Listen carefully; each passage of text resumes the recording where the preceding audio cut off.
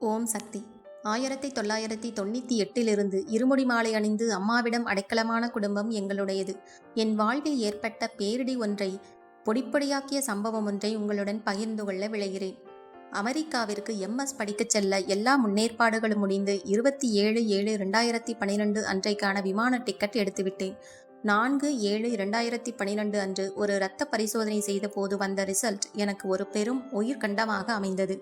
மருத்துவர்கள் எனக்கு இரத்த புற்றுநோய் உள்ளது எனவும் இது அறிகுறி ஏதுமில்லாத மிகவும் ஆபத்தான வகை என்றனர். என்னை பெற்றவர்களும் நானும் துடிதுடித்து போய்விட்டோம்.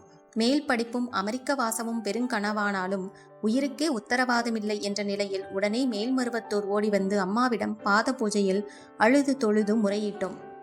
அந்த கருணை தெய்வம் எங்களை தேற்றி தைரியமாக இருங்கள், நான் காப்பாற்றி கொடுப்பேன் என சொன்ன பின்புதான் எங்களால் சுயமாக செயல்பட முடிந்தது. மருத்துவமனையில் சேர்ந்து சிகிச்சை எடு, கூடவே நான் சொல்கிற மருந்தையும் எடுத்துக்கொள் என அம்மா சொன்னார்கள். ஜூலை 28ஆம் தேதி மிக மிக தீவிரம் வாய்ந்த மருந்துகள் கொடுக்க ஆரம்பித்ததும் சோதனையும் ஆரம்பித்தது. மருந்து வேலையை காட்ட ஆரம்பித்து விட்டது. பக்க விளைவுகள் தாங்க முடியாத துயரை தந்துவிட்டன. தலைமுடி உதிர்ந்து, முகத்தில் உள்ள முடிகள் உதிர்ந்து, வாய் எச்சில் சுரப்பது நின்று, வாயெங்கும் புண்கள், தொண்டை புண், வலி, உணவு குழாய் ஆசனவாய் புண்கள், மூட்டு வலி, உடல் வலி, எப்போதும் வாந்தி வரும் உணர்வு, சமயங்களில் வாந்தி, வயிற்றுப்போக்கு, வயிற்றுப்பிடிப்பு, கடும் காய்ச்சல் என எல்லா விதமான துயர்களும் அணிவகுத்து நின்றன. இந்த சோதனையான நேரங்களில் அம்மா சொன்ன தைரியமாக இரு, நான் இருக்கிறேன் என்பதை நினைத்து நினைத்து மூலமந்திரமும் 108 போற்றி திருவுரு அடிகளார் போற்றி ஆதிபராசக்தி கவசம் 3ஐயும் ஹெட்போனில் கேட்டுக்கொண்டு என்னை தைரியப்படுத்தி கொண்டேன். மருத்துவர்கள் என்னை அடுத்த சோதனைக்கு தயார்படுத்தினர்.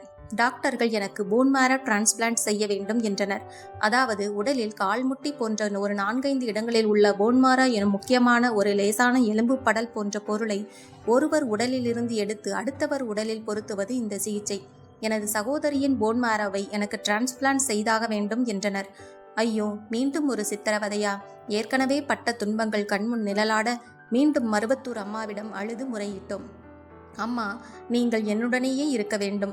இந்த BMT சிகிச்சையின் போது போன முறை என்னால் தாங்க முடியவில்லை அம்மா என முறையிட்டேன். எனது பெற்றோர்களும் அம்மாவிடம் அவ்வாறே முறையிட்டனர். எல்லாம் அறிந்த நடமாடும் கலியுக கருணை தெய்வம் சொன்னார்கள், பார்த்தாயா எப்படி அம்மா உன்னை காப்பாற்றி கொடுத்தாள்? கவலைப்படாதே, தைரியமாக இருங்கள். BMT சிகிச்சையின் போது அம்மா உன்னுடன் இருப்பேன் என்று சொன்னார்கள்.